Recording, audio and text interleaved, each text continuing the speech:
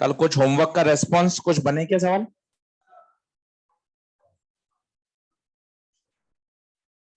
कितने थे number of questions? 24।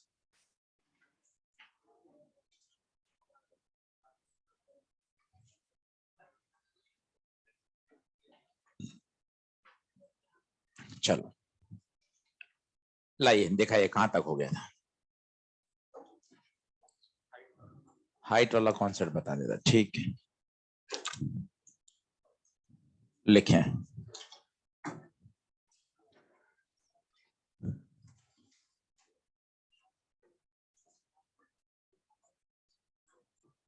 Normal shift.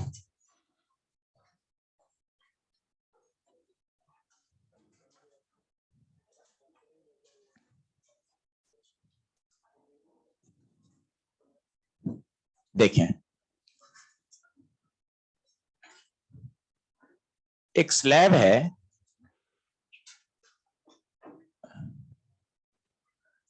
जिसकी थिकनेस है टी।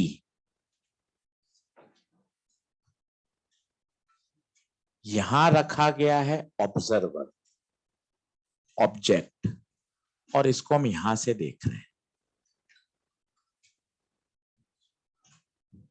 ये ग्लास स्लैब है, इसका रिफ्रैक्टिव इंडेक्स है म्यू। डायग्राम बना लीजिए। बड़ा जबरदस्त कॉन्सेप्ट है आज का। पहला प्रश्न वही जो पिछले 3 दिन से हम परेशान हो रहे हैं। इस आंख को ऑब्जेक्ट दिखाई नहीं देगा। कारण क्या है? बीच में मीडियम आ गया। यही तो 3 दिन से परेशानी है आपकी। आपको कॉइन नहीं दिख रहा, आपको एयर बबल नहीं दिख रहा, उसके अंदर माइक्रोस्कोप को निशान नहीं दिख रहा, चिड़िया को मछली नहीं दिख रही, पानी एच हाइट तक भरा हुआ है पर एच हाइट तक भरा हुआ नहीं दिख रहा। आप समझिए कितनी दिक्कत चल रही है जीवन में कि इस ऑब्जर्वर को ऑब्जेक्ट दिख ही नहीं रहा साहब। क्यों नहीं दिख रहा? हम क्यों बार बार इन शब्दों पर गौर कर रहे हैं? ताकि दिमाग में इतने तगड़े तरीके से बातें सेटल हो जाएं कि सर इस ऑब्जेक्ट को नहीं दिखने के पीछे कारण है ऑब्जेक्ट से जो रेज निकल रही हैं वो मेरी आंख में सीधी पहुंच ही नहीं रही। वो कहां से गुजर रही हैं? मीडियम से। अब आप देखिएगा, आपको मजा भी आएगा और चीजें बढ़िया समझ में आएंगी। फॉर्मूला तो लिखा हुआ ही है पर उसको समझते हैं। चलो अब एक बार बोर्ड पे देखना, बढ़िया। सबसे पहले बात करते हैं, ऑब्जेक्ट से एक रे निकली साहब। ये ऑब्जेक्ट से रे निकली, ध्यान से देख लीजिएगा। 20-22 मिनट लगेंगे पर जो कंसेप्चुअल समझ में आएगा, मजा आ जाएगा। सबसे पहले बताएं, क्या पहला इवेंट यहां होगा क्या?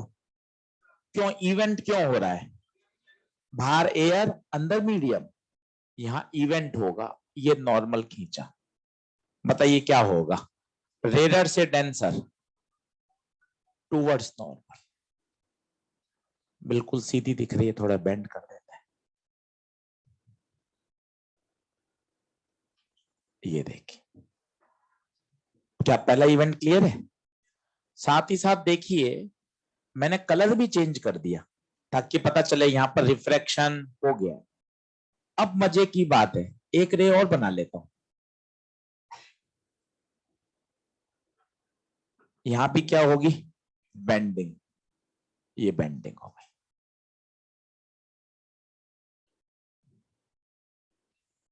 ये बेंडिंग हो गई। अब बात करें, क्या इवेंट नंबर 2 होने वाला है क्या? क्या इवेंट नंबर 2 होने वाला है क्या? कहां से होगा? कोशिश करिए बोलने की। सरफेस आरएस से। क्योंकि फिर से क्या चेंज होगा? मीडियम। बैठ जाएं लोग।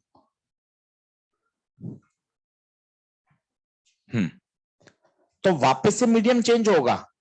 कुछ बातें ध्यान देने की है, थोड़ा मन लगाइएगा। इस आरएस के लिए ऑब्जेक्ट कौन है? प्रश्न कठिन है। आरएस के लिए क्या ऑब्जेक्ट ओ है क्या? आंसर है नहीं। 3 दिन पहले सिखाया था, आज कहा था फिर सिखाऊंगा। ऑब्जेक्ट और इमेज का डिसीजन आप और मैं नहीं करेंगे। ऑब्जेक्ट का डिसीजन करता है बच्चों इंसिडेंट रेज, इमेज का डिसीजन इवेंट के बाद वाली रेज। जैसे यहां पर इवेंट होने वाला है, बात को गहराई से समझो, सरल शब्दों में ले आओ। यहां इवेंट होने वाला है, तो इवेंट से पहले कौन सी रेज है? ब्लू। इन ब्लू को इंसिडेंट पॉइंट, इंटरसेक्शन पॉइंट बताओ, क्या ओ है क्या? नहीं सर, इसको पीछे बढ़ाएंगे, टक टक टक टक टक। बताइए क्या ये होगा क्या? और यही इसकी क्या है? इमेज। ध्यान से देखें, ये है image of event 1 which work as a object for event number 2। मैं मानता हूं लैंग्वेज कठिन है, पर ये वास्तविकता है, तभी आप समझ पाओगे। वापस आइए इवेंट 1 पर, मस्ती से आइए। इवेंट 1 के लिए अब सरल भाषा में आ जाइए। इंसिडेंट रेस कौन है इवेंट 1 के लिए? पीक्यू के लिए, पीक्यू के लिए बताइए, पीक्यू के लिए इंसिडेंट रेस कौन है? कलर बताइए, कलर, कलर बताइए, कलर। ब्लैक। ब्लैक का इंटरसेक्शन पॉइंट खत्म करिए, ब्लैक का इंटरसेक्शन पॉइंट ओ, इसका मतलब इसके लिए ऑब्जेक्ट ओ है। बहुत ही आसान लेवल पे ले जाओ ना बातों को, इतनी मेहनत करके कि सर ऑब्जेक्ट इमेज का डिसीजन कितना बढ़िया है, बेंडिंग से पहले और बेंडिंग के बाद। इतने आसान शब्दों पे ले जाओ कि सर इवेंट से पहले बेंडिंग, इवेंट के बाद की। बेंडिंग से पहले बताइए, बेंडिंग से पहले रेस कैसी थी? ब्लैक। ब्लैक का इंटरसेक्शन ओ, इवेंट के बाद रेस कैसी हो गई? ब्लू। ब्लू का इंटरसेक्शन, तो इसका इमेज कौन? I1। बोलिए हाँ है क्या? अब आती है इवेंट नंबर 2, बताओ कहां से हो रहा है? कहां से हो रहा है? सरफेस RS से। मैं फिर बोल रहा हूं, 20 बार में समझ में आएगा, पर 20 बार तक मेहनत करनी पड़ेगी। ऑब्जेक्ट का डिसीजन कौन करेगा? Incident rays. बोले तो उस सरफेस पर जो इंसिडेंट हो रहा है, बताइए इस RS पे कौन इंसिडेंट हो रहा है? ब्लू। और ब्लू का इंटरसेक्शन पॉइंट, इसका मतलब इसके लिए ऑब्जेक्ट I1 है। इसलिए आपने लास्ट ईयर अपने 12th वाले मास्टर से सुना, पहले इवेंट की इमेज अगले इवेंट के लिए ऑब्जेक्ट का काम करती है। वो ऐसे आप रट रहे हैं, जरूरत ही कहां रटने की। इसकी जो इमेज है वो इसके लिए क्यों हो गई, आप खुद देखो ना। ऑब्जेक्ट का मतलब इंसिडेंट रेस का इंटरसेक्शन। आओ, PQ पर इंसिडेंट कौन? PQ पर इंसिडेंट कौन? ब्लैक। ब्लैक का इंटरसेक्शन ओ, खत्म, ऑब्जेक्ट ओ। RS पर इंसिडेंट कौन? ब्लू। ब्लू का intersection, that's it.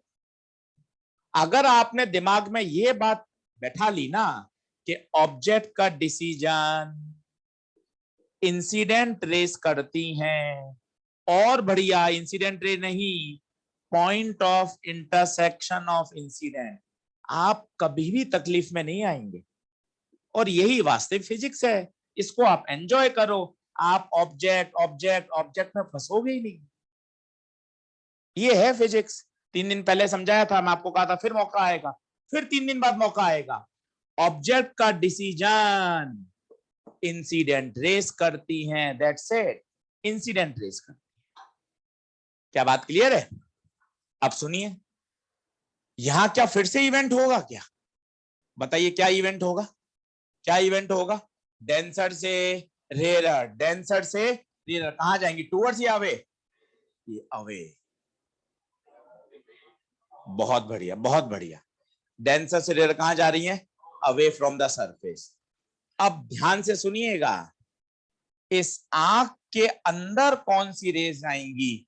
Black, blue या रेड? आंख को क्या मिलेगा? आंख को मिलेगी रेड रेज। और आंख क्या समझेगी? रेड कहीं यहां से आती हुई महसूस हो रही है। And this is the final image. Eye को क्या दिखेगा? आई दिखेगा। इस ऑब्जर्वर को फाइनल जो O है वो O पे नहीं, कहां दिखेगा? I पर। यही हो रहा है। आपको कठिन लग रहा है, आप 10th क्लास में चलता हूं, मैं आपको 10th में ले चलता हूं। मुझे तो 5 बार वापस कॉइन को समझाने में दिक्कत थोड़ी ना है, क्योंकि मेरा मन जानता है ना, कॉइन ही इन सब चीजों का बेस है। आओ फिर देखो ये कॉइन, आप 10 बार डायग्राम बनाओ ना, आप बनाते नहीं हो इसलिए भागते रहते हो। आप ये तो सोच ले तो मुझे ऑप्टिक्स अच्छी करनी है, पर ऑप्टिक्स लिए जो मेहनत चाहिए वो कौन करेगा भाई? वो करिए ना। फिर से चलिए कॉइन पर, आपको मजा आएगा। ठीक है सर, कॉइन, सर पानी, हवा, कॉइन से रेज निकली सर 1 2। यहां पर क्या हो रहा है सर? अब इवेंट बताओ, डेंसर से रेरर, अवे, डेंसर से रेरर। मुझे तो क्या ये नाम बोलने मजे आ रहे हैं, अवे अवे अवे। मैं सारा फोकस यहां कर रहा हूं, मुझे फोकस करना है साला फिजिक्स पर, मैं उसमें मजे में फोकस कर रहा हूं। यही तो अंतर है, इसलिए तो नंबर में नहीं दिखता। मैं तो क्या यहाँ बदतमीजी ढूंढ रहा हूँ कि हाँ सर मुझे तो इसमें मजा आ रहा है सर, मैं फिजिक्स ढूंढ ही नहीं पा रहा हूँ कि सर फिजिक्स चल रही है सर गहराई पे, तो कि सर अब देखिए क्या हुआ, इस सरफेस पर इवेंट हुआ। कौन सा इवेंट हुआ साहब? रिफ्रैक्शन का। बेंडिंग से पहले, बेंडिंग से पहले ब्लू थी, और बेंडिंग के बाद ये रेड हो गई। अब कौन ऑब्जेक्ट है और कौन इमेज है, इसका फिर डिसीजन लीजिए।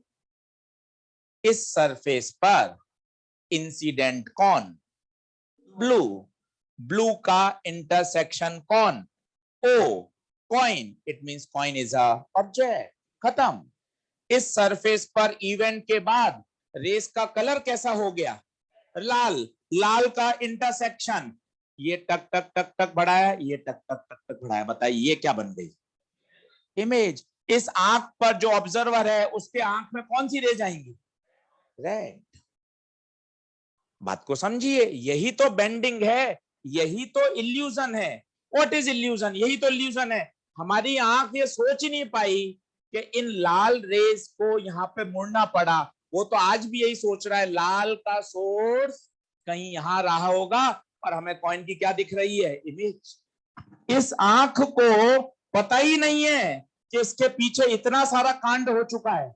इसको तो क्या पता है, अरे मेरी आंख में तो कौन आ रहा है? लाल रेस। इन लाल का इंटरसेक्शन कहां है? आई पर। उसको क्या दिखेगा? ओ दिखेगा, I1 दिखेगा, या आई दिखेगा? आई दिखेगा। And this is called shift. This is called shift. उसको ओ नहीं, क्या दिखेगा? आई। बच्चों यही कहलाता है शिफ्ट, और इसका नाम है नॉर्मल शिफ्ट। और इसका फॉर्मूला वही जो आपको याद है लास्ट ईयर से। नॉर्मल शिफ्ट का फॉर्मूला होता है T1-1/। डेरिवेशन की आवश्यकता नहीं है, 2 बार यहां पर स्नेल्स लॉ लगाना है, आंसर आ जाएगा। पर बेसिक फंडा आपको क्लियर होना चाहिए। इवेंट कितनी बार हुए? 2 बार। और ये एक बहुत खास बात निकल कर आई, जो चैप्टर खत्म होने तक कम से कम 100 बार बोल लोगे जब आप लेंस और इंस्ट्रूमेंट करोगे। पहले इवेंट की इमेज अगले इवेंट के लिए ऑब्जेक्ट का काम करती है। आज ये बात सीख के जाओ, अब गुरुवार के दिन आपको आनंद आ जाएगा कि सर इस इवेंट के बाद रेस का कलर क्या है? कलर। इसके बाद ब्लू कलर, ब्लू का इंटरसेक्शन I1, तो इसके लिए ऑब्जेक्ट I1।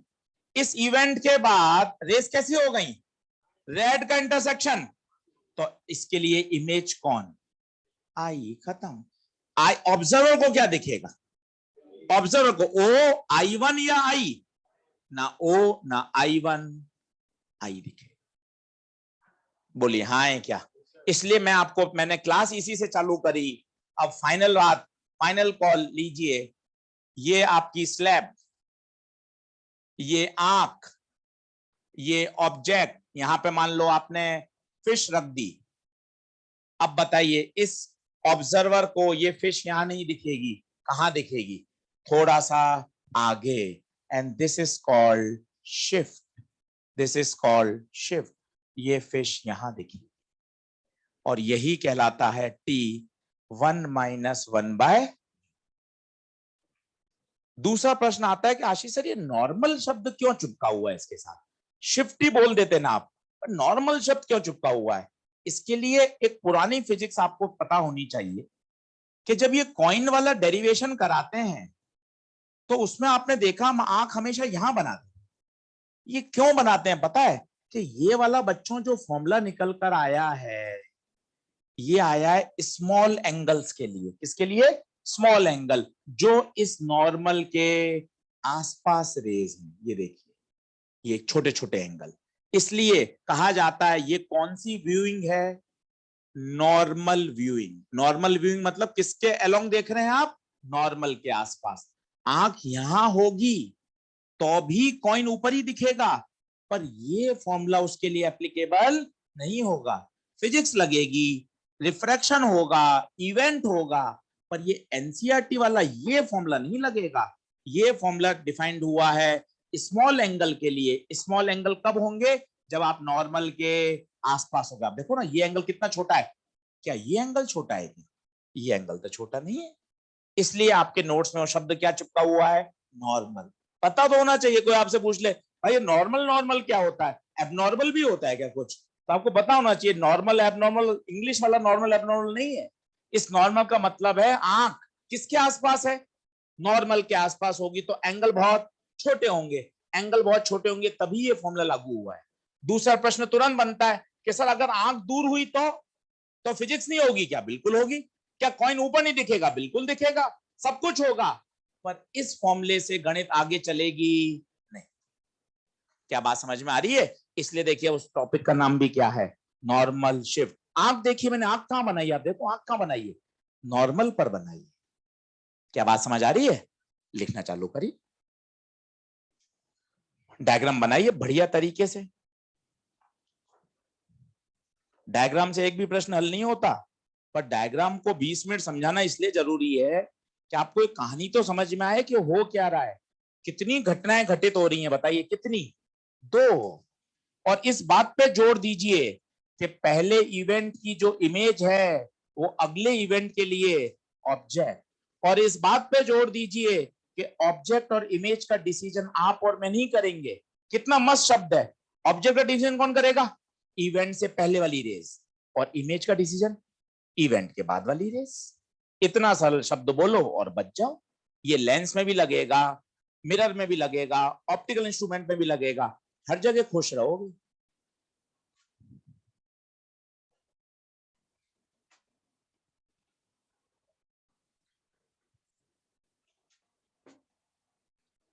शिफ्ट। अब ये सरल, ये पूरा कठिन थी, ये बात एकदम सरल। सरल शब्द क्या? आंख को मछली ओ पे नहीं आई पे दिखेगी। कितना आगे दिखेगी? That is called normal shift.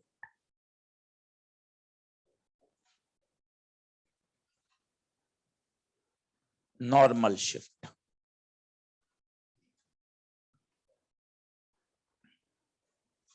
Diagram टेढ़ा मेढ़ा कुछ भी बना लीजिए, ज्यादा समय मत लगाइए। बस डायग्राम का एक ओवरऑल फील आना चाहिए कि हाँ सर एक बार रिफ्रैक्शन हुआ, फिर वापस रिफ्रैक्शन हुआ, बस। बाकी डायग्राम पे कोई बहुत ज्यादा समय की आवश्यकता नहीं है कि आप बढ़िया एकदम कलरफुल डायग्राम बना रहे हैं। आवश्यकता नहीं है, बस एक इम्पैक्ट आना चाहिए कि हाँ सर ये फिजिक्स की ये बेसिक बात हो रही है कि 2 बार रिफ्रैक्शन हो रहा है, 2 बार।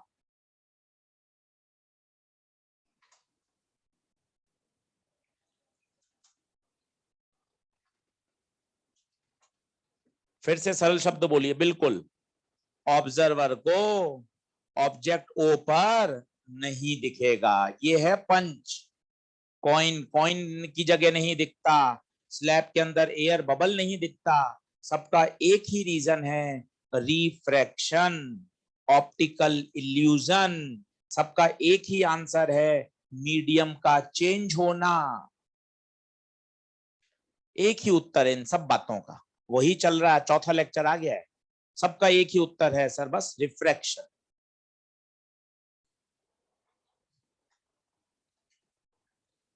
और इमेजिनेशन बढ़ाइए। इस आंख के अंदर इतना बढ़िया बोलिए हम किसी को एक्सप्लेन कर सकें। इस आंख के अंदर कौन सी रेस जाएंगी? इस आंख के अंदर जाएंगी रेड रेस। तो इसको तो रेड रेस से जो दिखेगा वो नजर आएगा, बात खत्म।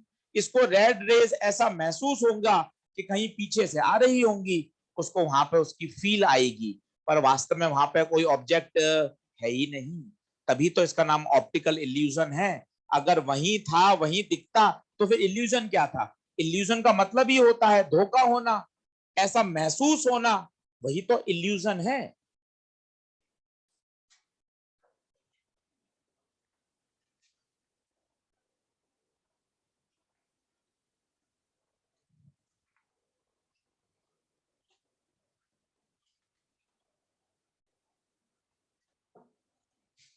पूरा बनाइएगा, यहाँ μ1 लिखिए, एयर एयर है दोनों तरफ, यहाँ स्लैब है, पूरा काम करिए। ये स्लैब है, ये एयर है, ये ऑब्जर्वर है, पूरा सेंटेंस लिखिए। फिश ओ पर नहीं, कहां पे दिखेगी? आई पर।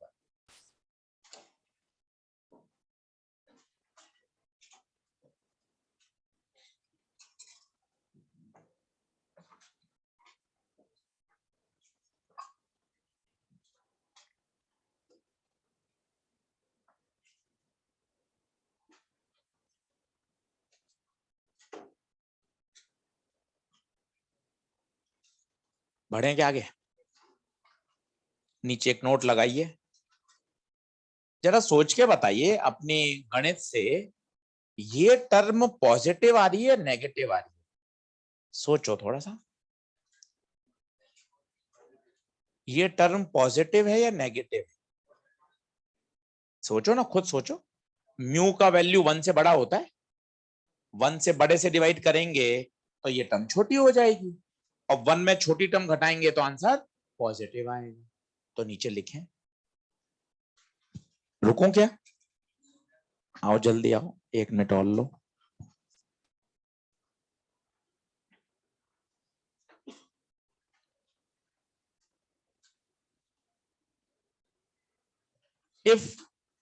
if shift comes out to be positive, if shift comes out to be positive,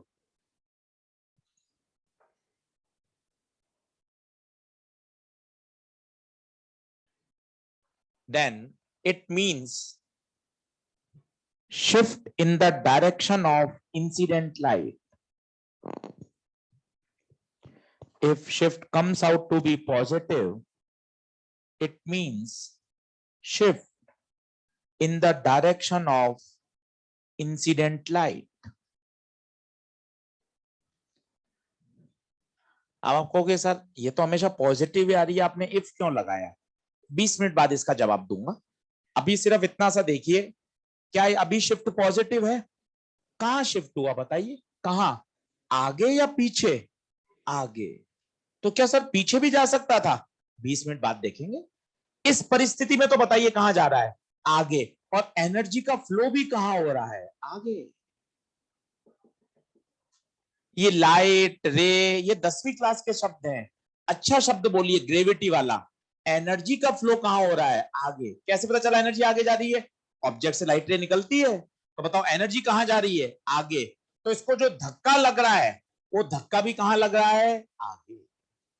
वापस धीरे धीरे बोलता हूं, यदि शिफ्ट पॉजिटिव आती है, जैसा कि इस केस में आ रहा है, और आपको डायग्राम से भी फील आ रहा है कि हाँ सर, ऑब्जेक्ट कहां महसूस हो रहा है? आगे या पीछे? आगे। किस डायरेक्शन में? इन the direction of energy flow. बोलिए क्लियर है क्या? चलो 1 मिनट देख लो, पहले फॉर्मूला सीख लो, शिफ्ट का फॉर्मूला बोल लो 2-3 बार। टी 1-1/μ। किसने शिफ्ट दिया? ये ग्लास स्लैब ने, जिसकी थिकनेस कितनी है? टी। ऑब्जर्वर को ऑब्जेक्ट ओ पे दिखेगा क्या? कहां दिखेगा? आई पर। कितने इवेंट हुए? 2 इवेंट हुए। ये I1 किसी को दिखेगा क्या? आंसर है किसी को नहीं दिखेगा I1, क्योंकि I1 ओ किसी को दिख ही नहीं रहे। सिर्फ क्या दिखेगा? आई को, final image I. Clear?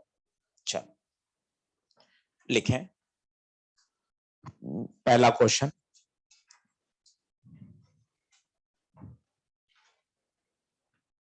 In the given situation, find out the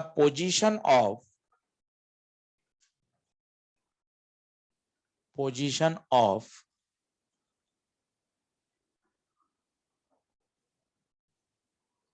final image.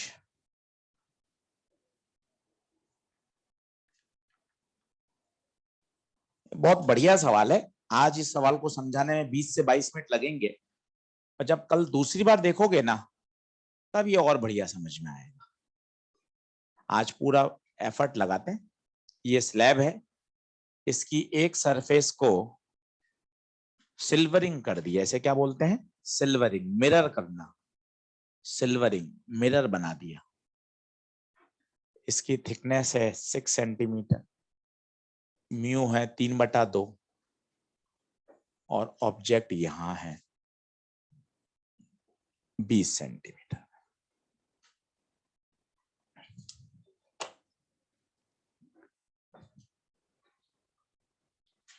आपसे पूछा है फाइनल इमेज बताइए।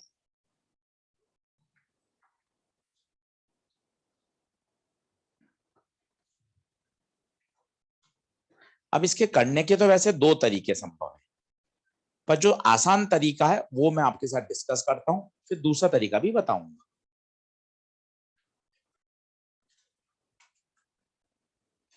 प्रश्न समझ में आया क्या हुआ? एक स्लैब है, स्लैब के एक फेस को कर दिया सिल्वर। सिल्वर का मतलब होता है मिरर बना दिया। ऑब्जेक्ट रखा गया है, आपसे पूछा गया फाइनल इमेज बनाइए। तो सबसे पहला स्टेप तो ये होता है, इस मिरर को धक्का मार के अलग कर दो। ऐसा लेंस में बहुत सिल्वरिंग के सवाल आएंगे, तब आप समझ जाएंगे। ये इसको अलग कर दिया।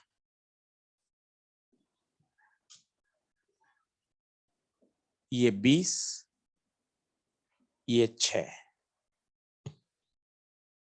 नया डायग्राम बना ले। मिरर को अलग कर दिया। सर ऐसा कैसे कर सकते हैं? सबका जवाब मिलेगा आपको, आप चिंता नहीं करें। ये तरीका है, मेथड है। मिरर को आपने अलग कर दिया। चलिए अब छोटे छोटे प्रश्नों से बढ़ते हैं और चीजें अपने आप एंड पे पहुंच जाएंगी। पहला क्वेश्चन, मिरर को ऑब्जेक्ट कितनी दूर पर दिखाई देगा? मिरर के लिए ऑब्जेक्ट कितनी दूरी पर है? 20 + 6 26। गलत। यही सीखना है और इसी के लिए दिमाग को खुश करना है। एक दिन और लग जाएगा तो लग जाएगा, यही समझना है। अरे सर मिरर को तो 20 और +6 26 पे तो देखेगा। भाई कैसे दिखेगा? बीच में कौन आ गई? स्लैब। कॉइन नहीं दिखता, चिड़िया को मछली नहीं दिखती, एयर बबल नहीं दिखता, पानी भरा हुआ था एच हाइट तक नहीं दिखता। सारा यही तो फंडे हैं। क्यों नहीं दिख रहा बताइए? क्योंकि बीच में स्लैब आ गई। स्लैब के कारण इल्यूजन होगा। सॉल्यूशन पे मत भागो, इन सवालों से अपने फंडे क्लियर करो। अगर मैं किसी से पूछता जो साइंस का नहीं है स्टूडेंट कि यार मिरर और ऑब्जेक्ट के बीच की दूरी बताओ, तो 20 + 6 26, और आपको और बोल के जाता 1-1 लाख फीस जमा करा रहे हो 11वीं से और ये सवाल पूछ रहे हो। आंसर के साथ साथ 4 कमेंट और सुन के जाता आपको कि यार ऑब्जेक्ट और मिरर में तो 26 सेंटीमीटर की दूरी है, साफ ही दिख रहा है। पर आपको पता है कि वो दूरी 26 है ही नहीं। क्यों नहीं है? क्योंकि बीच में स्लैब है, स्लैब की वजह से इल्यूजन होगा। अब आप सीखिए कितना शिफ्ट होगा, पहले वो बताइए। Shift T 1 - 1/μ। टी बताइए 6, म्यू बताइए 3/2, 1 - 2/3, 1/3। शिफ्ट 2 का। अब ये 2 कहां? ये अगला पंच, 2 आगे या 2 पीछे? क्यों आगे? ऑब्जेक्ट से रे निकल रहा है, तो ये एनर्जी का फ्लो ऐसा है। अगर एनर्जी का फ्लो कंप्यूटर की तरफ है, तो जो शिफ्ट होगा, जो धक्का लगेगा, वो आगे की तरफ लगेगा तो अगला सवाल, मिरर को ऑब्जेक्ट 26 नहीं 26 - 2 24 पर फील होगा। इस सेंटेंस में इतनी बातें आ गई, अगर आप पढ़ना चाहें सर क्या एक ही लाइन में आपने सब लिख दिया? मिरर को ऑब्जेक्ट 26 नहीं भाई, और आपने 24 भी डायरेक्ट नहीं लिखा, मेहनत ज्यादा करी, 26 - 2 ताकि बाद में पढ़ू 2 क्यों घटाया, शिफ्ट हो, और अगला शब्द तो और भी बढ़िया है, फील होगा। वास्तव में तो वो 26 पर है, पर मिरर को कहां फील होगा, 24 पर फील है, तभी तो इल्यूजन है। कॉइन की इमेज दिखती है पर वास्तव में तो कॉइन बॉटम पे ही होता है, हमें तो वो फील होता है कहां, ऊपर।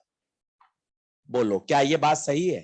पहले इसमें ओके कर लो, 5 मिनट खर्च करो, इतना लिखो, सॉल्यूशन बहुत दूर है। पहली बात हमने फील करी कि सर मिरर को ऑब्जेक्ट 26 पे नहीं दिखेगा आशीष सर, 24 पे दिखेगा, 24 पे दिखेगा, 24 पे दिखेगा। 2 क्यों घटाया ये बताओ, शिफ्ट घटाया ही क्यों, जोड़ा क्यों नहीं? क्योंकि वो आगे की तरफ शिफ्ट हुआ। आगे क्यों शिफ्ट हुआ? क्योंकि इन the direction of energy flow. लिखिए बिंदास। और यहां तक कोई मन में आपके डाउट आ रहा तो पहले में से वो शेयर कर लीजिए।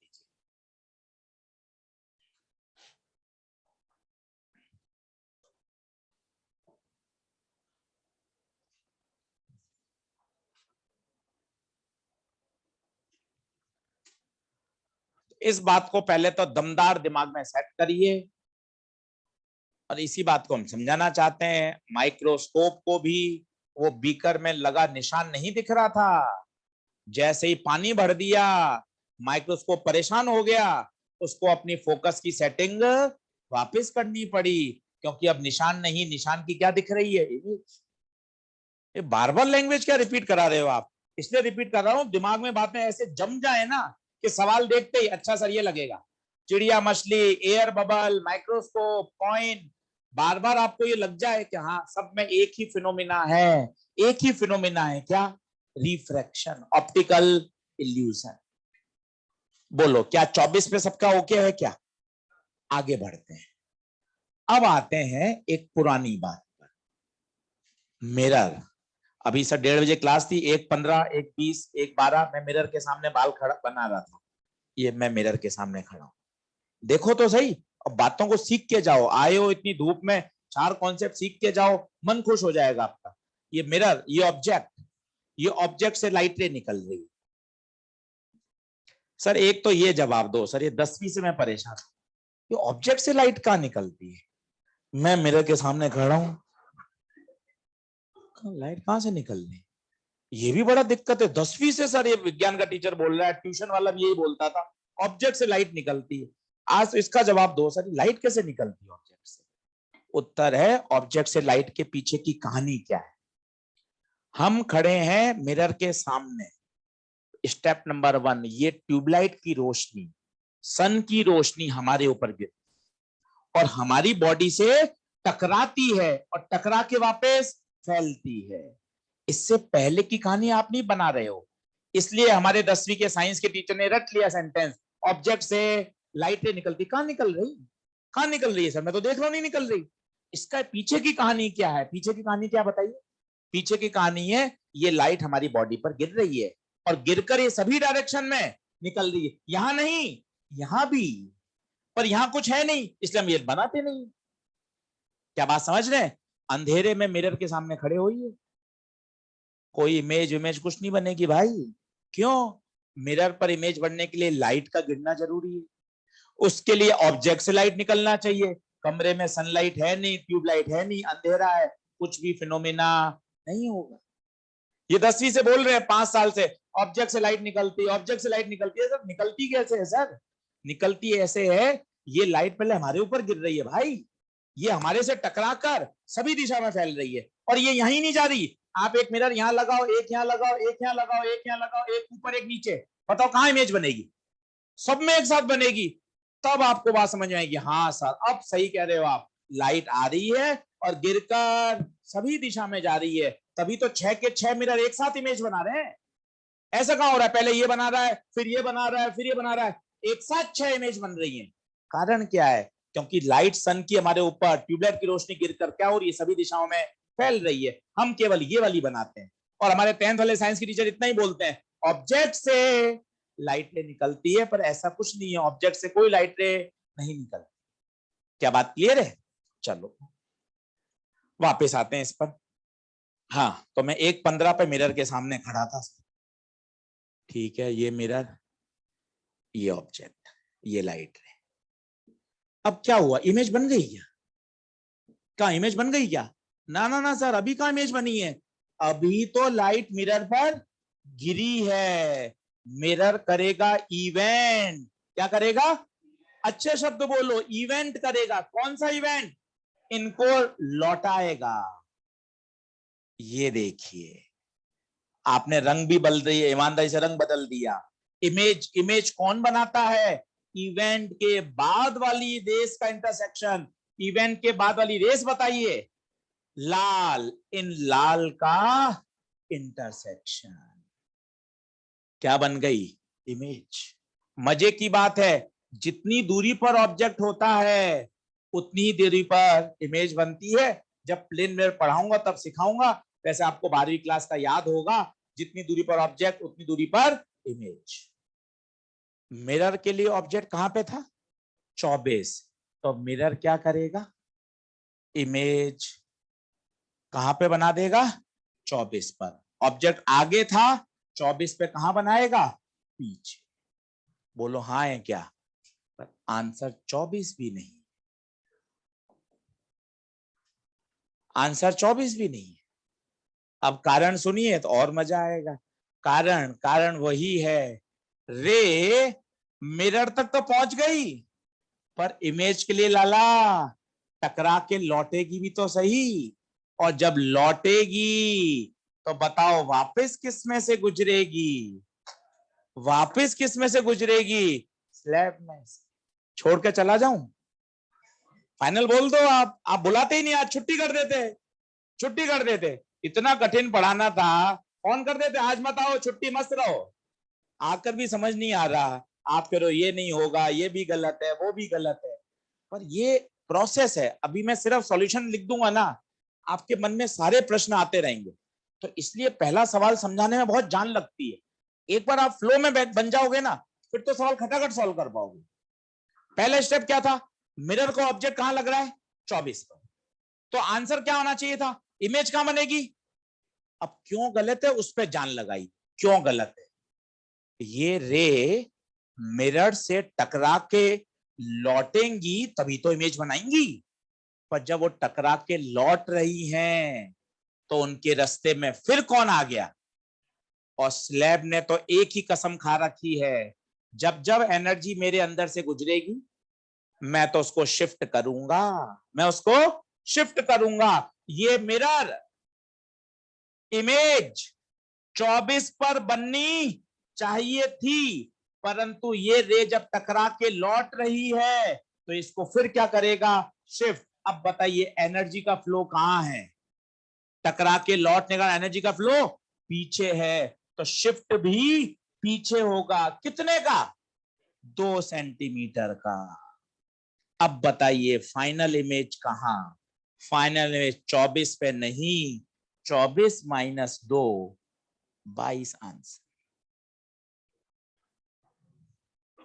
कल यही सवाल 5 मिनट में हल हो जाएगा। एक बार और पढ़ोगे तो 2 मिनट में हल हो जाएगा। ट्रिक पढ़ लोगे तो ऐसे ही हल हो जाएगा। ट्रिक क्या कहती है? जितनी भी शिफ्ट है उसको 2 बार घटा दो। कितनी बार घटा दो? 2 बार। कितने पे था? 26। 2 बार घटा दो। 26 में 2 गया, 24 में 2 गया, 22 आंसर। पर इनसे फिजिक्स नहीं चलती। क्यों 2 बार क्यों घटा दिया? ऐसा 2 बार हुआ, कल पता है क्या होगा? इस मिरर की जगह ये लेंस आ जाएगा, तो पता है कितनी बार घटेगा? वो 1 बार ही घटेगा। फिर इसके आगे मिरर आ गया, फिर दिक्कत हो जाएगी, सब ट्रिक ही फेल हो जाएगी। तो इनसे फिजिक्स नहीं चलती है। इस पर्टिकुलर सवाल में बढ़िया काम कर रही है कि कितनी बार घटा दिया आपने? 2 बार। पर जब तक आप ये बातें नहीं सोच पाओगे ना, तब तक वो ऑप्टिक्स में कमांड नहीं आएगा आपका, आपको मजा नहीं आएगा पढ़ने का कि सर हो क्या रहा है। पहले आप लिखिए, तो इसको वापस समझाता हूं मिटाकर। आंसर है 22 फाइनल। अब कहां कहां अड़चने आ रही हैं वो अपन बात कर लेते हैं एक दूसरे से कि सर मुझे ये बात नहीं ओके लग रही, वापस समझाओ। सब बता दूंगा आपको एक एक चीज खोलकर कि देख भाई ऐसा कॉन्सेप्ट लगा, फिर ये कॉन्सेप्ट लगा, ये कॉन्सेप्ट है, उससे मजा आएगा। ट्रिक तो है ही, सीधी ट्रिक होती है सवाल की कि जितना शिफ्ट आया उसको 2 बार घटा दो, तो आंसर तो 22 आ जाएगा आपका एक बार में। सर मुझे आंसर ही लाना है, मुझे क्या करना है, ऐसा है। आप जानो, आपकी फिजिक्स जाने, आप जीते रहना अगले 10-15 साल और मेरा तो काम हो जाएगा बस 17 जुलाई के बाद। वो बात सही है, पर पता है हर सवाल के लिए ट्रिक नहीं बनती। आप इस सवाल में तो आपको अच्छा लग रहा है, कल को वहां स्लैब की जगह लेंस आ जाए तो फंडामेंटल अलग हो जाएगा, फिर ट्रिक काम ही नहीं करेगी। पर अगर आपने ये बातें समझी कि एक बात समझी क्या, स्लैब का तो एक ही काम है, क्या, शिफ्ट करना। आप इस बात पे गहराई पर आओ ना, लिखा हुआ है गीता में, गीता में लिखा हुआ है कि स्लैब एक ही काम करती है, क्या करना, शिफ्ट। जब जब लाइट स्लैब में से गुजरेगी, स्लैब क्या करेगी, शिफ्ट करेगी। कहां, आगे या पीछे, ना आगे ना पीछे, अच्छा शब्द बोलो, इन द डायरेक्शन ऑफ एनर्जी। आप ये सीख के जाओगे ना, तब हमारा मन खुश होगा कि यार वास्तविक फिजिक्स ये है।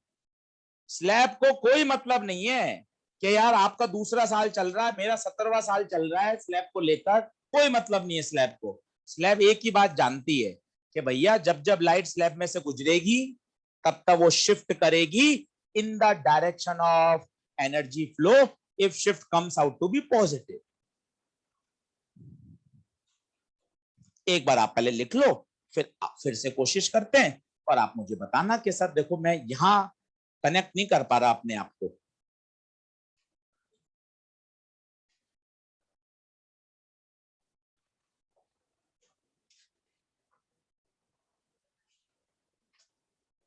हाँ जाएगा, घर बैठ के करेगा क्या, समझ में आ रहा है।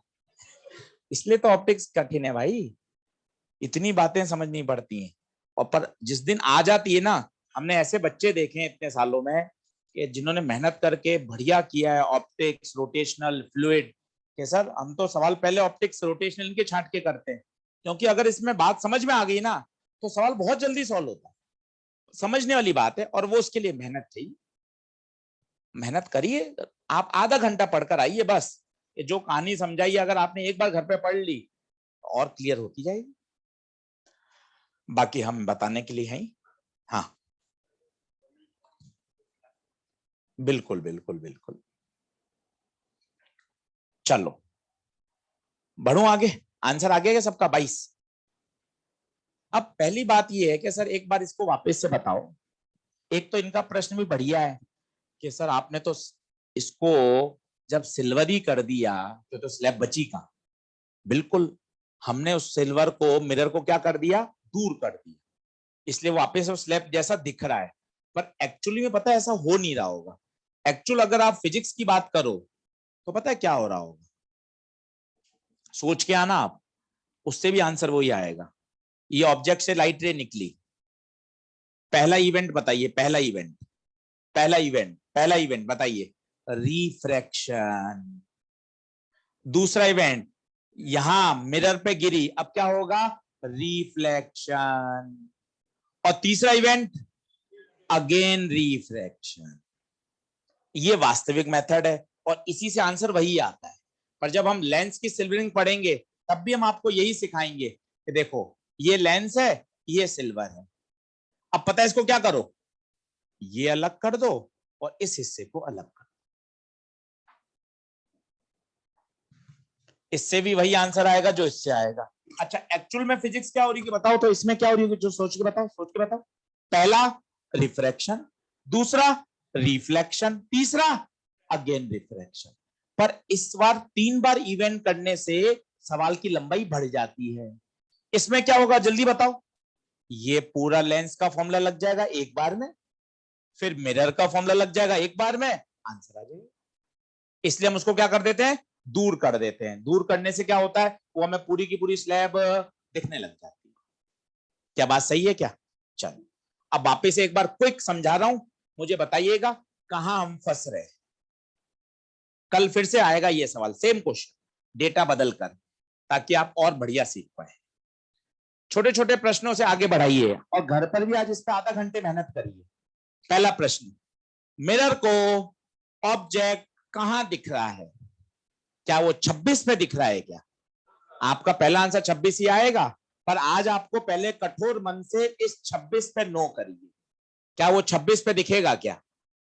सर 20 + 6 26 ही तो है। इस बात को नो करिए। इसके लिए 4 सपोर्टिव एग्जाम्पल बोलिए। कॉइन नहीं, कॉइन की इमेज दिखती है। ग्लास लैब में एयर बबल नहीं, एयर बबल की इमेज। चिड़िया को मछली नहीं, मछली की इमेज।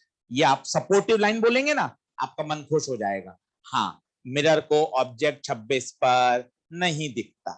तो सर कहीं तो दिखेगा। बिल्कुल दिखेगा। कौन इल्यूजन कर रहा है यहां? स्लैब। स्लैब का काम बताओ। शिफ्ट T1 - 1/μ, ये आया 2। 2 कहां?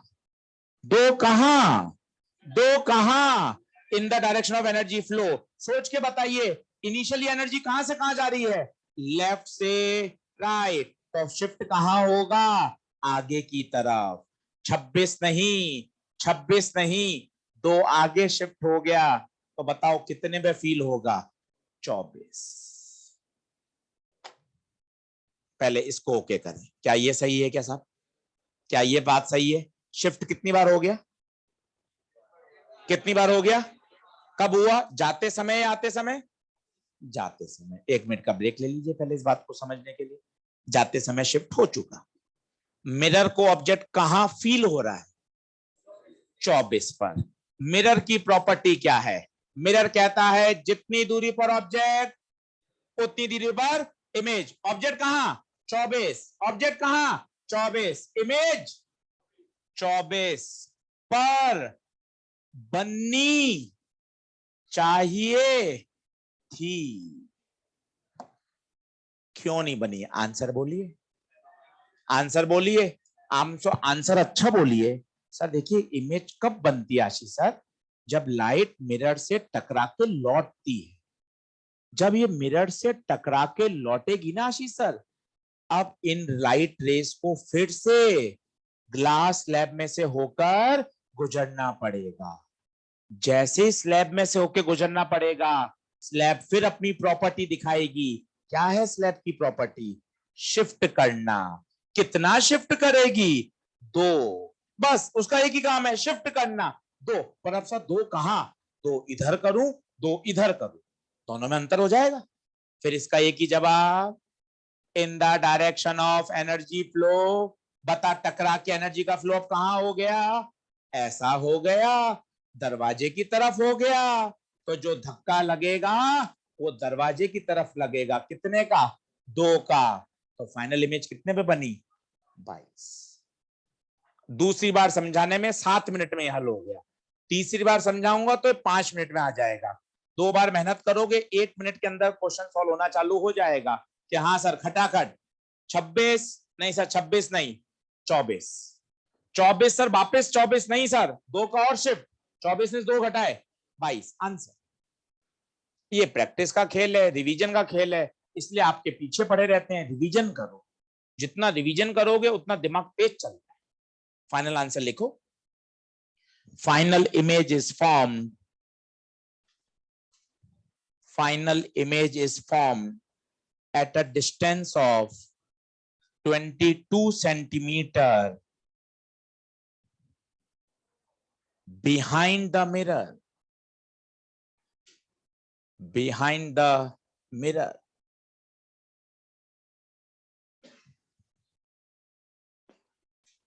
और देखते हैं धीरे धीरे क्लियरिटी आ जाएगी। Question number 2, find out the position of final image. Find out the position of final image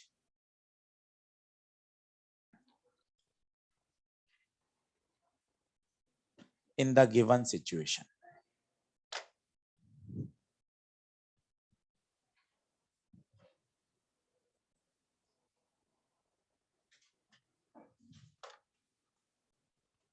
diagram बनाइए।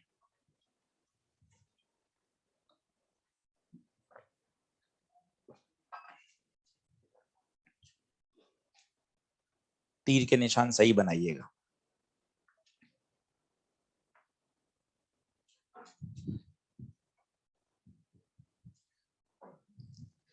ये तो डायग्राम ही बड़ा दिक्कत लग रही है।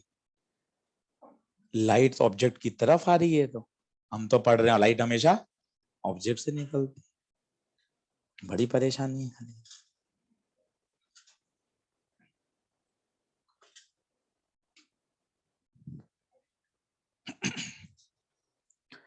पहला प्रश्न, क्या डायग्राम सही है क्या? सीखिए। जब तक आप इस मिथ को पाले रखेंगे कि लाइट ऑब्जेक्ट से निकलती है, लाइट ऐसी होती है, लाइट इमेज बनाती है, तब तक आप परेशान रहेंगे। और जब आपने ऑब्जेक्ट और इमेज का डिसीजन पूरा छोड़ दिया रेस पर, आप हमेशा खुश रहेंगे। ऑब्जेक्ट का डिसीजन कौन लेती है? इंसिडेंट रेस का पॉइंट ऑफ इंटरसेक्शन। आपको कभी दिक्कत ही नहीं आएगी। कोई भी सवाल उठा के देख लीजिए। आइए, इस स्लैब के लिए इंसिडेंट रेस कौन है? इस स्लैब के लिए इंसिडेंट रेस कौन है? ब्लैक वाली रेस। इनका पॉइंट ऑफ इंटरसेक्शन यहां नहीं है, कहां है? आगे। That's why this is object. अब मन में तो अपने सर वो चल रहा है 10वीं क्लास से, सर ऑब्जेक्ट से तो निकलती है सर। भाई जो आप सोच रहे हो ना ऑब्जेक्ट से निकलती है, वो रियल ऑब्जेक्ट होता है। ये है वर्चुअल ऑब्जेक्ट। ये है वर्चुअल ऑब्जेक्ट। इसलिए कहा जाता है वर्चुअल ऑब्जेक्ट के लिए जो इंसिडेंट रेज होती हैं वो कन्वर्जिंग नेचर की होती है। आप खुद देखिए कैसी नेचर है इनका, कन्वर्ज। मुझे नहीं लगता है कि आप एक भी बात याद करें। आप इस पर खेलिए। ऑब्जेक्ट का डिसीजन कौन? इंसिडेंट रेस का point of intersection before bending. क्या ये बेंड हुई क्या? अभी नहीं। बिफोर बेंडिंग ये ओ पर मिलती। पर क्या ऐसा हो सकेगा क्या? क्यों नहीं हो सकेगा बताइए? बीच में कौन आ गई? स्लैब। स्लैब क्या करेगी? इवेंट कर देगी। और इवेंट के बाद जो रेज होती हैं उनका पॉइंट ऑफ इंटरसेक्शन इमेज कहलाता है। खत्म हो गया सवाल। बताइए ये क्या करेगा? पूरा पूरा शिफ्ट। दो बार करूं या डायरेक्ट लिखूं? डायरेक्ट। दो बार का ही तो इसमें इंक्लूड हो चुका है। टी 1-1/म्यू। टी बताइए 9। म्यू बताइए म्यू 3/9। 3/2। 1-2/3 कितना आ रहा है? 3। 3 बताइए कहां? 3 बताइए कहां? इन the direction of energy flow. In the direction of energy flow. Energy कहां से कहां जा रही है? लेफ्ट से राइट। तो बताइए धक्का कहां लगेगा? आगे। बताइए फाइनल इमेज कहां बनेगी? फाइनल इमेज बनेगी 13 सेंटीमीटर राइट फ्रॉम स्लैब।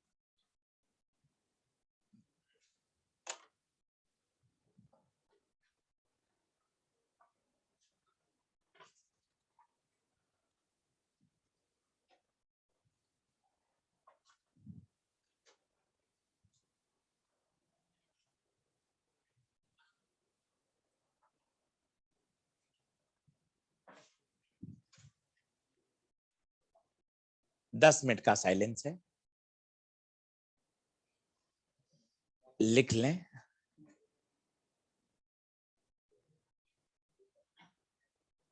अब कौन सी बात नहीं आ रही वो बता दीजिए, क्या क्या समझा दूं आपको? हाँ भैया, नहीं आया ना समझ में?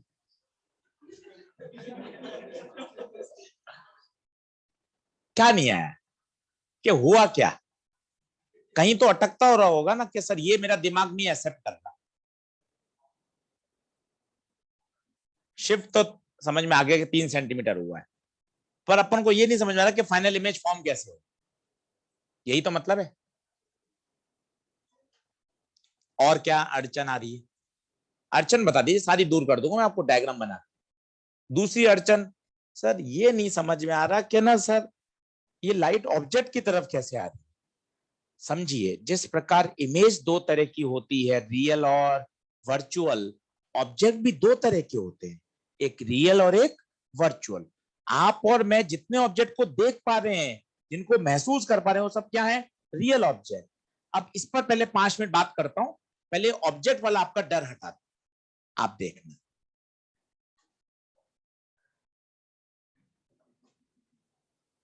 धीरे धीरे कॉन्सेप्ट हटेंगे, आप अपने आप शानदार चीजों को समझ पाएंगे। एक एक बात पे बात करें। ये मैं 10वीं क्लास के 3 डायग्राम बना रहा हूं, मत जा, बैठ।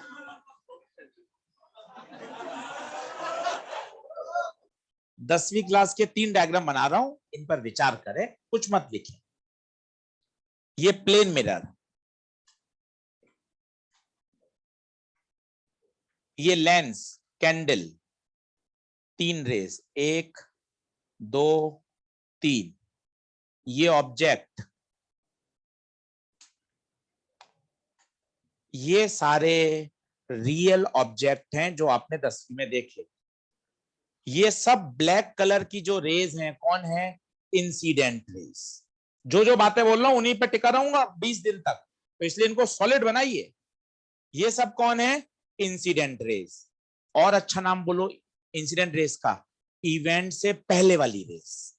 इवेंट से क्या है भैया? यहाँ इवेंट क्या है भाई? मिरर से टकरा के लौटना इवेंट, लेंस में से गुजरना इवेंट है, मिरर से लौटना इवेंट। तो इवेंट के पहले की रेस इंसिडेंट रेस। बोल हाँ है क्या? ध्यान से देखना, इन इंसिडेंट रेस का व्यवहार, ये सब डाइवर्जिंग है, ये सब डाइवर्जिंग है, ये सब डाइवर्जिंग है। इसलिए कहा जाता है बुक्स में, अगर इंसिडेंट रेस डाइवर्जिंग नेचर की हैं, तो बच्चों वो ऑब्जेक्ट कैसा? Real object. आज तक आपने जो लाइट सुनी ना, लाइन, लाइट ऑब्जेक्ट से निकलती है, लाइट ऑब्जेक्ट से निकलती है, आज उस लाइन को सही करिए। लाइट रियल ऑब्जेक्ट से निकलती है। ये सारे रियल ऑब्जेक्ट आपने 10वीं में देखे, इनसे आपने रेज निकाली। इन रेस का जरा स्वभाव बताओ तो कैसा है? बताओ। फैलता हुआ, फैलता हुआ, फैलता हुआ, कैसा? डाइवर्जिंग। तो आज अपनी फिजिक्स को और अच्छा करो। ऑब्जेक्ट का डिसीजन लेती हैं इंसिडेंट रेस। इंसिडेंट रेस दो तरह की होती हैं, आइदर दे आर कन्वर्जिंग और डाइवर्जिंग। मैंने 10वीं में जो पढ़ा था आज तक, वो रियल ऑब्जेक्ट पढ़े थे, क्योंकि हर बार मैंने रेस कैसी निकाली? डाइवर्जिंग। आज मेरी आंखें खुली कि अच्छा, इंसिडेंट रे कन्वर्जिंग भी तो हो सकती है, इंसिडेंट रे कन्वर्जिंग भी तो हो सकती है। सर कैसे हो सकती है? कोई एग्जांपल बताओ कन्वर्जिंग का, मैं आपको दिखाता हूं, देखना, तभी तो बात बनेगी। ये देखिए, ये मैंने ऑब्जेक्ट रखा, इसकी मैं इमेज बना रहा हूं। ये मैं इमेज बना रहा था, यहां इमेज बनती, इमेज बनने से पहले ही मैंने यहां एक लेंस रख दिया। मजा आएगा, देखिए। क्या अब ये इस पाथ पे जा पाएंगी? क्यों नहीं जा पाएंगी बताइए? बीच में लेंस आ गया, लेंस इसको और मोड़ देगा। अब बताएं, लेंस के लिए ये रे कैसी है? ये रे कैसी है? क्या ये इंसिडेंट रेज नहीं है? इनका स्वभाव बताओ तो कैसा है? इनका स्वभाव बताओ तो कैसा है? कन्वर्जिंग। तो आप क्या बोलोगे? इस लेंस के लिए ऑब्जेक्ट कैसा है? Virtual object. क्या बातें समझ पा रहे हैं मैं क्या बोल रहा हूं? कोशिश करें, फिर से आइए, क्योंकि ऑब्जेक्ट इमेज हमें पता है ना। आप पूरा चैप्टर पढ़ लोगे और ऑब्जेक्ट इमेज पर आपने कभी इतनी मेहनत ही नहीं करी, इसलिए तो आप सब्जेक्ट से भाग रहे हो। और आपने एक बार इसको मेहनत करके रख लिया, सर ऑब्जेक्ट इमेज कुछ नहीं, आप एक ही बात समझाते हो, इंसिडेंट रेस का पॉइंट ऑफ इंटरसेक्शन, ये सारी ब्लैक रेज हैं, इनका पॉइंट ऑफ इंटरसेक्शन ओ, इनका ये पॉइंट, इनका ये पॉइंट, इसलिए मतलब ये सब क्या है, ऑब्जेक्ट। और कैसे ऑब्जेक्ट, आज मैंने उसको और बेहतर कर दिया, इंसिडेंट रेज अगर डाइवर्जिंग नेचर की हैं then this form real object. ये कैसा ऑब्जेक्ट, क्यों वर्चुअल, क्यों, क्योंकि इंसिडेंट रे कन्वर्जिंग नेचर की है। इंसिडेंट रे कन्वर्ज, क्या ये यहां पहुंच पाएंगी, क्या ये कभी नहीं पहुंच पाएंगी, पूछो क्यों, क्योंकि ये जाना तो चाहती थी पर बीच में स्लैब इनको वहां पहुंचने ही नहीं देगा, इनको अपने रास्ते से बैंड कर देगा, और बैंड करने के बाद फिर वो इंसिडेंट नहीं रहती, वो रिफ्रैक्टेड बन जाती। पहले इसमें क्लियरिटी लाइए, क्या ऑब्जेक्ट इमेज की कुछ बात समझ आ रही है? ऑब्जेक्ट इमेज पर खेलो कि ऑब्जेक्ट इमेज कोई भूत नहीं है। ऑब्जेक्ट इमेज का फंडा कितना क्लियर है, इवेंट से पहले, इवेंट के बाद। इवेंट से पहले कौन, ऑब्जेक्ट, इवेंट के बाद कौन, इमेज, खत्म। ये इवेंट कौन सा इवेंट है बताओ, यहां ग्लास स्लैब से गुजरना, ग्लास स्लैब अगर नहीं होती तो ये रेस कहां कटती बताइए, तो ये ऑब्जेक्ट होता। बोलो ऑब्जेक्ट क्लियर है क्या? ठीक है साहब, ऑब्जेक्ट इमेज क्लियर हो गया, 3 दिन बाद फिर समझाऊंगा, आज दूसरी बार समझाया है। आगे चलिए, अब ये प्रश्न है कि सर ये समझ नहीं आ रहा कि इमेज कहां बनेगी आगे। आप तो कह रहे हो 10 पे नहीं, इमेज कहां बनेगी 13 पे, ये बताइए। ये तो आपने फटाफट कर दिया, अब मैं आपको इसका डायग्राम दिखाता हूं, उस डायग्राम से आपको समझ में आएगा कि काम कैसे हो रहा है। बनाइएगा मत, वो सिर्फ देखिए, क्योंकि एक बार खुद का विश्वास आना जरूरी है कि हाँ सर ऐसे फिजिक्स जो हम सोच रहे हैं ना सर, वो बिल्कुल सही सोच पा रहे हैं। ये पहली रे और ये दूसरी कहां मिल रही थी बताइए, ओपन। पर क्या वहां मिल पाएंगी क्या?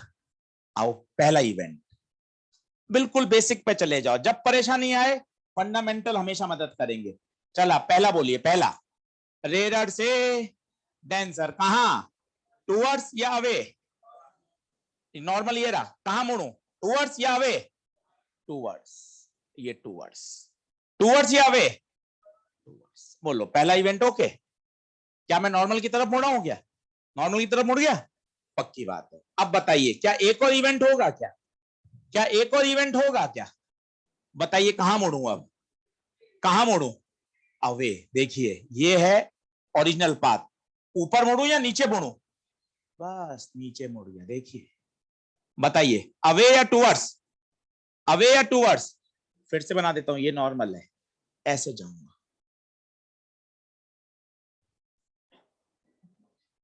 आप खुद बताइए 10 से ज्यादा पे बन रहा है या 10 से कम पे बन रहा है, 10 से, हमारा आंसर भी क्या कह रहा था, फाइनल इमेज कहां बनेगी 13 पर। फाइनल इमेज का डिसीजन कौन लेगा, कौन ले रहा है फाइनल इमेज का डिसीजन बताइए, इसके बाद वाली रेस, कौन सी रेस है, रेड वाली रेस। और रेड का इंटरसेक्शन बताइए, क्या आगे आएगा या पीछे आएगा, आप कितना भी गंदा डायग्राम बना दीजिए, आप इसको पीछे कट ही नहीं कर पाएंगे, कहां कट होगा ये, आगे, क्योंकि ये कन्वर्ज हो रही है या डाइवर्ज हो रही है, कन्वर्ज। फाइनल आंसर बताइए क्या होगा, 13 सेंटीमीटर। अब इतना करने की जरूरत ही नहीं थी। अब फिर से बताइए स्लैब क्या करता है, स्लैब, स्लैब करता है शिफ्ट, कहां शिफ्ट करता है, इन the direction of light. Light का फ्लो बताइए, लाइट का फ्लो आगे की तरफ हो रहा है तो धक्का भी, तो जो ऑब्जेक्ट 10 पे था वो 10 पे नहीं, कहां बनेगा 13, खत्म। क्या बात कुछ क्लियर हुई स्टेप पे? और करते हैं सवाल, हर सवाल क्लियरिटी लाता जाएगा, मन खुश होता जाएगा। भाई कहीं तो बात करनी पड़ेगी खुलकर, सिर्फ सवाल सवाल सिलेबस आगे बढ़ाते रहोगे तो कब खुश होगे, कभी तो खुश होना पड़ेगा कि नहीं सर बातें मुझे ठीक लग रही हैं। आज आपने मुझे ऑब्जेक्ट इमेज समझाया, मैं ऑब्जेक्ट इमेज में उलझा रहता हूं, कौन ऑब्जेक्ट कौन इमेज, केवल आप इस लाइन से हर बात समझ सकते हैं। ऑब्जेक्ट का निर्णय सिर्फ कौन लेगा, इंसिडेंट रेस का पॉइंट ऑफ इंटरसेक्शन। ये मैंने 10वीं के बनाए, ये मैंने कुछ अलग बनाया, पर सब में एक ही बात लग रही है, इंसिडेंट रेस का पॉइंट ऑफ इंटरसेक्शन। अब आप देखना, जैसे इसी को आगे टॉपिक बढ़ाते हैं, फिर एक क्वेश्चन करते हैं। लिखें, हैंड डालिए, लेटरल डिस्प्लेसमेंट। लेटरल डिस्प्लेसमेंट, हाँ भैया से तो पूछे नहीं। हाँ अब बता क्या लग रहा, कौन सी बात नहीं समझ में आ रही है वो बता, कोशिश करना। आया इमेज की, अच्छा वो क्लियर करना था कि इमेज कैसे बनेगी। ठीक, वेरी गुड। बैठे, क्वेश्चन लिखिए या हेडिंग डालिए, लेटरल डिस्प्लेसमेंट। एक 10वीं का टॉपिक है, थोड़ा सा आसान टॉपिक, ये सबने पढ़ा हुआ है, प्रैक्टिकल भी किया होगा, शायद याद आ जाए। वो पिन लगा लगा के देखते थे। देखो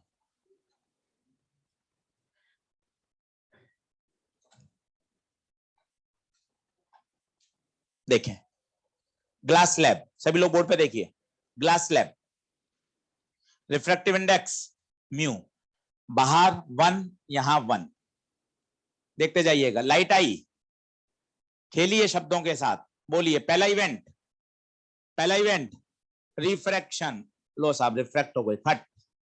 ये एंगल आर, यहां पे स्नेल्स लॉ लगा सकते हैं, बोलो ऊपर का म्यू, ऊपर का एंगल, नीचे का एंगल, नीचे का एंगल, खत्म।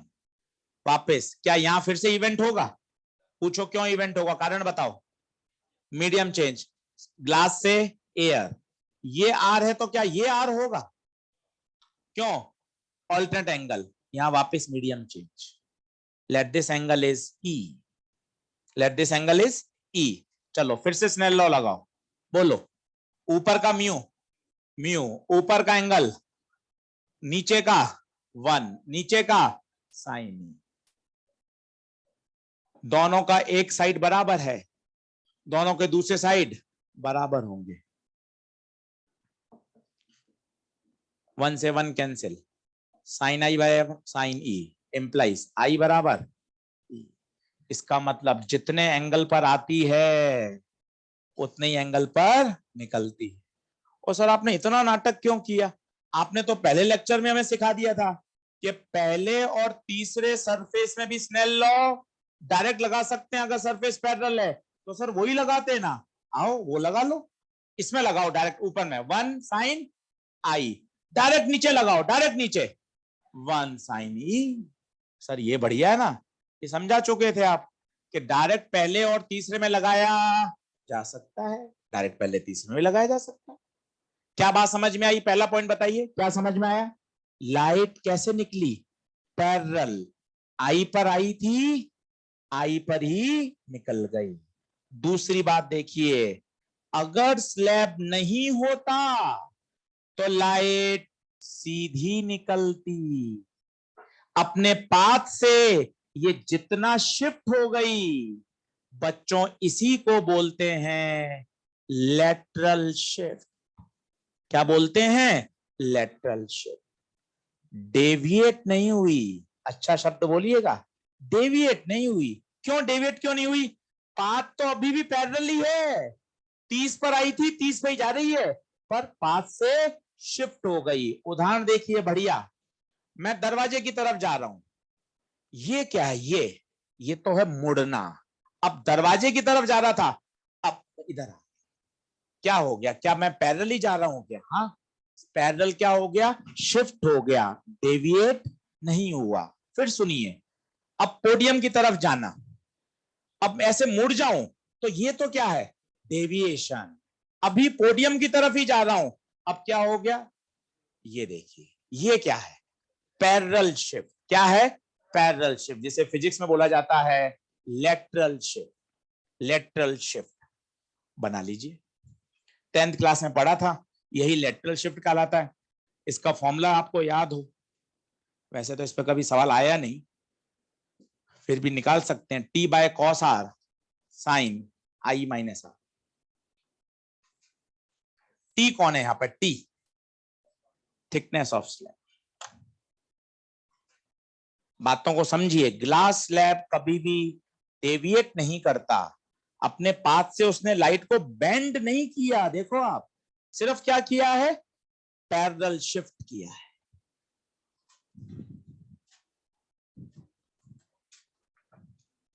ये 10th क्लास में क्या एक्सपेरिमेंट होता था, आपने किया हो तो? ग्लास स्लैब रखते थे, वहां पेंसिल से एक लाइन बनाते थे, फिर दूसरी तरफ से देखकर पिन लगाते थे, पिन देखा आपने कभी? फिर सारे पिन को मिलाते थे स्केल से, फिर देखते थे वो शिफ्ट कैसी हो गई है, पैरेलल, बेंड नहीं हुई है, क्या हुई है, शिफ्ट। अच्छा, वो एंगल और नीचे का एंगल बराबर है, ये समझ में आ रहा है? एंगल आई बराबर एंगल ई है, जिसे बोलते हैं इंसिडेंस बराबर इमरजेंट।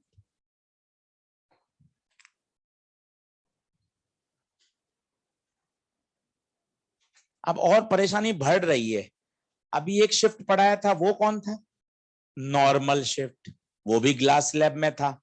ये कौन सा शिफ्ट पढ़ा दिया आपने? लेटरल शिफ्ट, ये भी किस में है साहब? ग्लास में। क्या दोनों एक साथ दिखाए जा सकते हैं क्या? सिंगल डायग्राम में? क्योंकि किताबों में जितने भी डायग्राम है वो अलग अलग हैं, नॉर्मल का अलग होता है, लेटरल का अलग होता है। दोनों शिफ्ट मुझे सर एक साथ देखें तभी तो मैं उनको कनेक्ट कर पाऊंगा। कोशिश करते हैं बनाने की। पहले आप इसको ओके कर लो, ये एक आसान टॉपिक था 10वीं क्लास का, थोड़ा रिलैक्स के लिए कि हाँ भाई सर ये लेटरल शिफ्ट है। क्या इस बात समझ आ रही है? क्या बेंड हुई है? क्या बेंड? बेंड नहीं हुई, अपने पाथ से वो मुड़ी नहीं है, केवल पैरेलल शिफ्ट हुई है। आज वर्चुअल ऑब्जेक्ट का मैंने आपको कहानी सुनाई है, 3 दिन बाद फिर सुनाऊंगा। 3 दिन पहले सुनाई थी फर्स्ट लेक्चर में आपको मैंने, और कहा था 3 बार बताऊंगा ऑब्जेक्ट इमेज। आज भी वही बात रिपीट करी, और आपसे चाहता हूं कि आप घर जाके इसको पढ़ें कि आशीष सर ऑब्जेक्ट का डिसीजन केवल और केवल इंसिडेंट रे से लीजिए, हमेशा खुशी मिलेगी, इवेंट से पहले। और इमेज का डिसीजन कौन देगा? इवेंट के बाद। बेंडिंग से पहले, बेंडिंग के बाद। ये इतना आसान शब्द है, ये रियल वर्चुअल इन सब से आपको ऊपर ले जाए।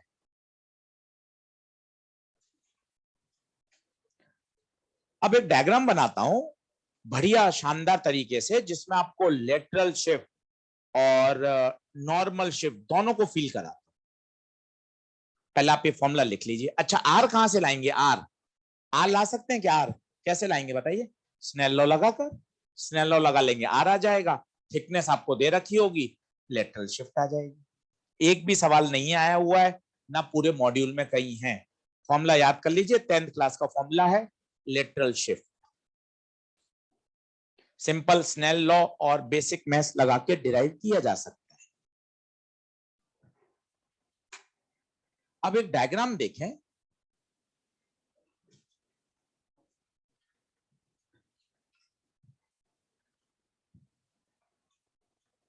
उस डायग्राम के बाद फिर मैं आपको वर्चुअल ऑब्जेक्ट की 5 मिनट कहानी और सुनाऊंगा।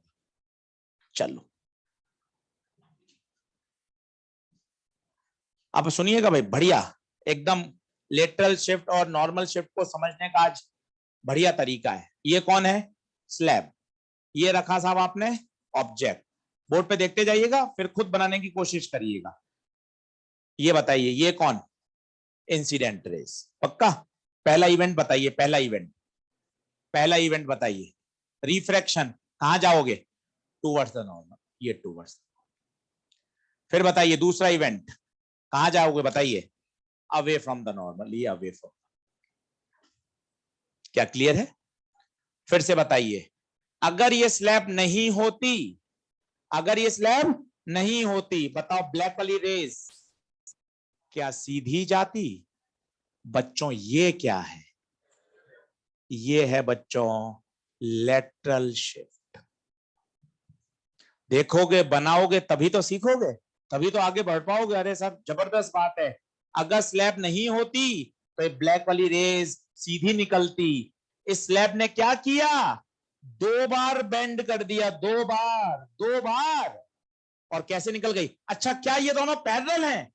हाँ वो तो पैरेलल है, वो तो आपने प्रूफ कर दिया, ये एंगल और ये एंगल बराबर है, तो आप प्रूफ कर चुके हो। बोली हाँ है क्या? और सुनिए, और सुनिए, अभी तो कहानी बची है। ये एक रे और बनाइए। अब बताइए क्या होगा? रेडर से डेंसर टूवर्ड्स, फिर से नॉर्मल, रेडर से डेंसर अवे। फिर बताइए, अगर स्लैब नहीं होती तो क्या ब्लैक सीधी निकलती? ये बताइए ये कौन? Lateral shift. अब मजे आने वाला है, बोर्ड पे देखना, यहां है आंख, ये है आंख। इस आंख में कौन सी जा रही है, ईमानदारी से बताइए, आंख में कौन सी जा रही है? आंख में रेड वाली। इस आंख को ये रेड जहां से आती हुई महसूस होंगी, ओ नहीं, उसको क्या दिखेगा? और बच्चों ये क्या है? बच्चों ये है T1-1 which is called normal shift. ये एक रियलिस्टिक फील है। तो आपको ग्लास स्लैब का मजा आएगा कि ग्लास स्लैब कर क्या रहा है। किसी एक रे के लिए कंपेयर कर रहे हो तो लेटरल शिफ्ट कर रहा है, ऑब्जर्वर के लिए कर रहे हो तो ऑब्जर्वर कह रहा है साहब मेरे आंख में तो लाल जाएंगी, और लाल का इंटरसेक्शन कौन है? O dash. उसको ओ नहीं, ओ डैश दिखेगा। इस ऑब्जर्वर को ओ नहीं, ओ डैश दिखेगा। और यही हम पढ़ रहे हैं ऑप्टिकल इल्यूजन। ये 10वीं क्लास वाले साइंस के टीचर पढ़ा रहे हैं ये वाली बात। ये कौन सी शिफ्ट है? Lateral shift. अपने पाथ से वो बेंड नहीं हुई, पैरेलली क्या हो गई? शिफ्ट हो। ये डायग्राम दोनों कॉन्सेप्ट को बढ़िया समझाता है। हाँ सर, मुझे लेटरल भी दिख रही है और नॉर्मल भी दिख रही है। उस आंख को क्या दिख रहा है, ओ या ओ डैश? O dash. बनाइए।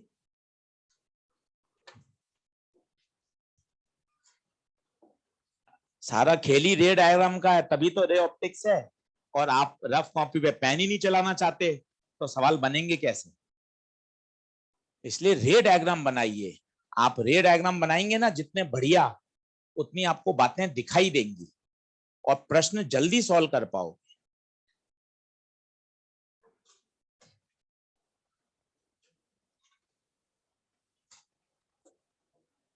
और सारी बातें 10वीं क्लास की हैं। 2 बार घटनाएं इवेंट हुई, एक बार पहले से रिफ्रैक्शन, एक बार दूसरे से रिफ्रैक्शन। अगर स्लैब नहीं होती तो काली वाले अपने ओरिजिनल पाथ पे जाती बच्चों। ओरिजिनल पाथ से जो शिफ्ट हो गई ना, वही लेटरल शिफ्ट है।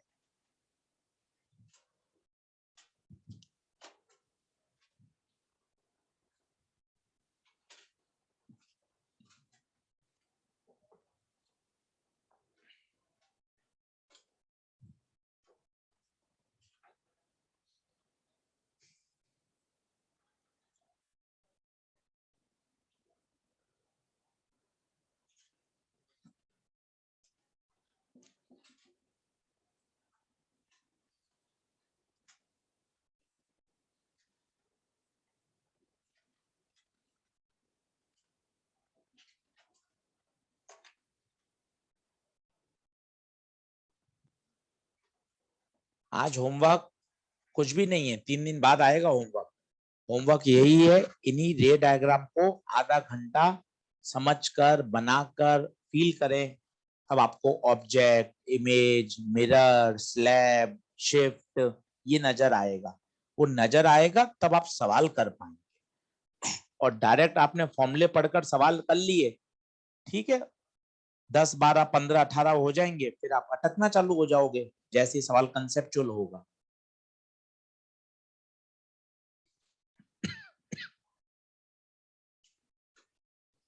अगला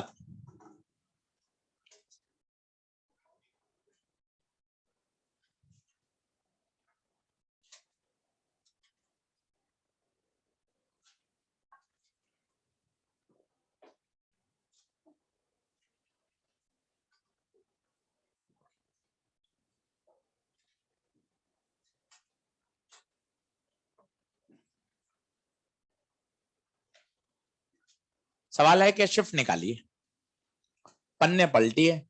एनसीईआरटी ने जो शिफ्ट का फॉर्मूला डिराइव किया है, पन्ने पलटिए, ये है फॉर्मूला। पर पता है इसने जब ये फॉर्मूला डिराइव किया तो आजू बाजू हवा थी। पन्ना पलट के देखो, पन्ना पलटो। आज का जो हमने सबसे पहले टॉपिक डाला नॉर्मल शिफ्ट का, वो फोटो को देखो, लेफ्ट में भी हवा है और राइट में भी हवा है, जबकि इसने तो लेफ्ट और राइट दोनों में मीडियम भर रखा है। क्या जादू कर सकते हो? कैसे बताओ, कैसे? खत्म। ये देखिए, दूसरे पेन से करिएगा, उससे पता चलेगा ये आपने मन से चेंज किया है। अब बताइए, फॉर्मूला ही बदल गया बच्चों। अब शिफ्ट टी 1-1/μ नहीं, μ/μ0। कल मैंने आपको एक करके भी दिखाया था सवाल, याद है? आंख मीडियम में आ गई थी, तो ये आपको आना चाहिए कि अगर आजू बाजू मीडियम आ जाए तो क्या कर दो, डिवाइड कर दो, रिलेटिव रिफ्रैक्टिव इंडेक्स। आपके मन में यह भी बन सकता है प्रश्न कि आशीष सर, यहां म्यू हो, यहां μ1 हो, यहां μ2, अब बताइए सर क्या करेंगे? विज्ञान है, दिमाग है, सोचता है, सोचना भी चाहिए। अब क्या करोगे सर? पहली बात तो फॉर्मूला लग नहीं सकता, क्योंकि फॉर्मूला कब लगता है? जब ऑब्जेक्ट और आंख दोनों हवा में हो। इसमें तो आपने होशियारी से बना लिए थे, इसमें किससे डिवाइड करोगे? μ1 से करोगे तो यहां 1 हो जाएगा, पर यहां नहीं होगा। यहां करोगे तो यहां नहीं होगा। ये डायरेक्ट फॉर्मूले से सॉल्व ही नहीं होगा। इसके लिए जाना पड़ेगा बेसिक पर। क्या बेसिक? पहले इस सरफेस से क्या करेंगे, रिफ्रैक्शन, उसकी इमेज आएगी, वो इमेज इसके लिए ऑब्जेक्ट का काम करेगी, और फिर फाइनल इमेज आएगी। कोई डायरेक्ट फॉर्मूला लगेगा ही नहीं, केवल फिजिक्स से होगा। ऑब्जेक्टिव लेवल पर क्यों नहीं आता? क्योंकि समय ज्यादा लगता है। जैसे unbalance Wheatstone bridge, unbalance Wheatstone bridge में कोई रॉकेट साइंस थोड़ी ना है, किरचॉफ लॉ ही तो लगाया है, जो आपने दूसरे 50 सवाल में लगाया। फिर अनबैलेंस क्यों नहीं आया आज तक पेपर में? क्योंकि अनबैलेंस को सॉल्व करने में इक्वेशन ज्यादा बनती है, समय ज्यादा खर्च हो जाता है अनबैलेंस। इसमें 2 बार सॉल्व करना पड़ेगा, ये एक बार में हो गया। क्यों? क्योंकि दोनों तरफ आपने अपनी सूझबूझ से क्या बना दिया, एयर। यहां आप एयर बना ही नहीं सकते। आया हुआ है आईआईटी में क्वेश्चन, सब्जेक्टिव सवाल में आया हुआ है आईआईटी में, कर सकते हैं, पर फॉर्मूला नहीं लगा सकते ये वाला। सर फिर कौन सा फॉर्मूला लगाओगे? वो अपना बेसिक वाला बताओ। पहले इस सरफेस के लिए DI/DO μ2/μ1, इससे जो इमेज आएगी वो इसके लिए ऑब्जेक्ट का काम करेगी, फिर वापिस ये लगाओगे। 2 बार लगाने पर आंसर। डायरेक्ट फॉर्मूला ना ये लगेगा ना ये लगेगा। तो क्लैरिटी लाइए, तब पढ़ने का आनंद है। एनसीईआरटी कहती है दोनों तरफ हवा। सारे सवाल मॉड्यूल में ऐसे ही है। रेस में हमने एम्स का क्वेश्चन डाला है, उसने दोनों तरफ ग्लिसरीन एक मीडियम भर दिया, पर वो भी सवाल हमने जल्दी सॉल्व कर लिया। क्यों?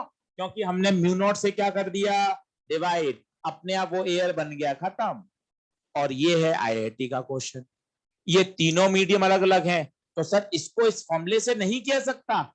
आंसर है बिल्कुल नहीं किया सकता। ये फॉर्मूला डिराइव ही तब हुआ है जब दोनों तरफ क्या हो, एयर। इसके लिए आपको लगाना पड़ेगा ओरिजिनल फंडे, जो आपने रिफ्रैक्शन फ्रॉम प्लेन सरफेस में लेक्चर नंबर 1 में पढ़े।